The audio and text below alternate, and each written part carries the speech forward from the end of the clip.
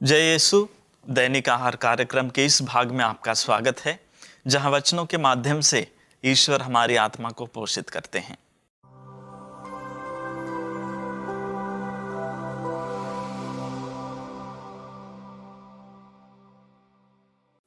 आपने गैंग्रीन नामक बीमारी के बारे में जरूर सुना होगा। इसे हिंदी में कोथ कहा जाता है। इसके बारे में मैं यहाँ बहुत ज़्यादा नहीं बताने वाला हूँ। अगर किसी को इसके बारे में ज़्यादा पता नहीं है तो आप इंटरनेट में इसके बारे में देख सकते हैं।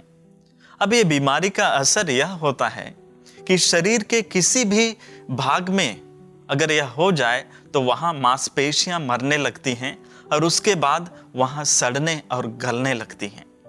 इसका प्रभाव शरीर के दूसरे भाग में ना फैले, इसलिए कई बार शरीर के उस भाग को काट दिया जाता है।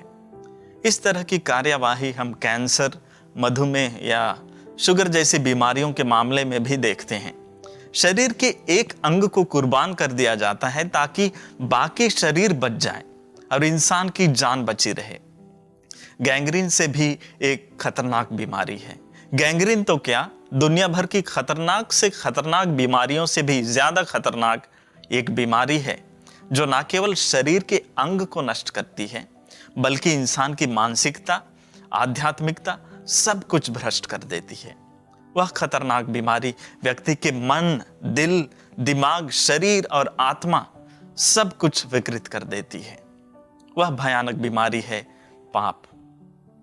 उसी बीमारी के बारे में आज यीशु सुसमाचार में बता रहे हैं और वे हमें कड़ी चेतावनी दे रहे हैं कि हम इस बीमारी से दूर ही रहें तो अच्छा है। हमें ना पाप करना है बल्कि दूसरों के लिए पाप का कारण भी नहीं बनना है। यीशु कहते हैं, अगर तुम्हारे शरीर का कोई भी अंग हो, हाथ, पैर या आंख, अगर वह तुम्हारे लिए पाप का कारण बनता है तो उसे काट डालो। पाप में गिरने और मरने से अच्छा यही होगा कि तुम लूले, लंगड़े और काने रखकर एक सच्चा और अच्छा जीवन जियो और अपने आप को अनंत जीवन के लिए योग्य बनाए रखो। प्रिय दोस्तों, अब यीशु के इन शब्दों को हमें लिटरली या अक्षरशः लेने की जरूरत नहीं है, वरना दुनिया में लूले, लंगड़ों और कानों की संख्या बढ़ जाएगी। यीशु के कहने का मतलब है, तुम उन सभी चीजों से दूर रहो जो तुम्हारे लिए पाप का कारण बनते हैं, या उन सभी चीजों को अपने से दूर रखो जो तुम्हें पाप में गिराकर बीमार बना देते हैं। हमारे जीवन में ऐसी कई वस्तुएं होंगी जो हमें भ्रष्ट कर सकती हैं। हमारे सोच विचार हमारे दिल दिमाग को विकृत कर सकती हैं, हमारे संपूर्ण जीवन को कुंठित कर सकती हैं। हमें ऐसे चीजों से सावधान और सतर्क रहना है। आज हम मीडिया और टेक्नोलॉजी की दुनिया में जीते हैं। हम सोशल मीडिया के युग के नागरिक हैं।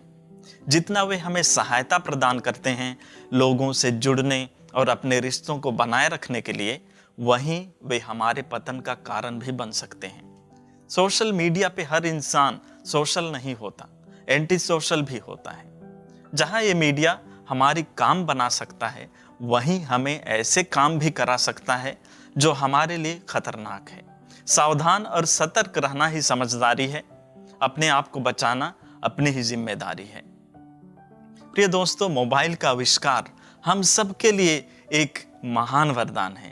इस यंत्र ने हमारे आधुनिक जीवन में क्रांति लाई है, हमारे कामों को आसान कर दिया है, हमारे जीवन और हमारे कार्यों को आसान तो कर दिया है, लेकिन इससे हमारा पतन भी उतना ही आसान है। एक क्लिक से हम पापों के जाल में फंस सकते हैं और ऐसे जंजाल में धंस सकते हैं कि पूछिए मत। हर तरह की लेख, फोटो, वीडियो सब उपलब्ध है इसमें।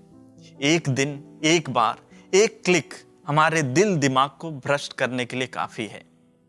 इसलिए सही समय में हमारे हाथ में इसका साथ अच्छी बात है, लेकिन हर जगह हर समय इसका इस्तेमाल आफत है। न केवल चीजें और परिस्थितियां, लेकिन कई बार कई इंसान भी हमारे लिए पापों का कारण बन सकते हैं। कई लोग हमें इस बीमारी के शिकार बना सकते हैं। रिश्ते में चाहे वे हमारे जो भी लगते हों, हमें ऐसे लोगों से भी दूर ही रहना अच्छा है जो हमारे लिए पाप का कारण बनते हैं। पवित्रता और शुद्धता का रिश्ता निभाने से बड़ा कोई रिश्ता नहीं हो सकता। ईश्वर की आज्ञा के विपरीत और अपनी आत्मा की सुरक्षा और शांति के विरुद्ध कोई संबंध खड़ा नहीं हो सकता। प्रिय दोस्तों, कल पछताने से अच्छा है हम आज ही सावधान रहें। माना कि हम सभी किसी न किसी समय कहीं ना कहीं पाप में गिर जाते हैं, लेकिन यह बीमारी हमें पूरी तरह से भ्रष्ट और विकृत कर दे, उससे पहले ही हम खुद का उपचार कर लें। अंधकार के गर्त में पूरी तरह गिरने से पहले ही अपने पांव संभाल लें। आइए हम इस कृपा के लिए प्रार्थना करें। आमीन।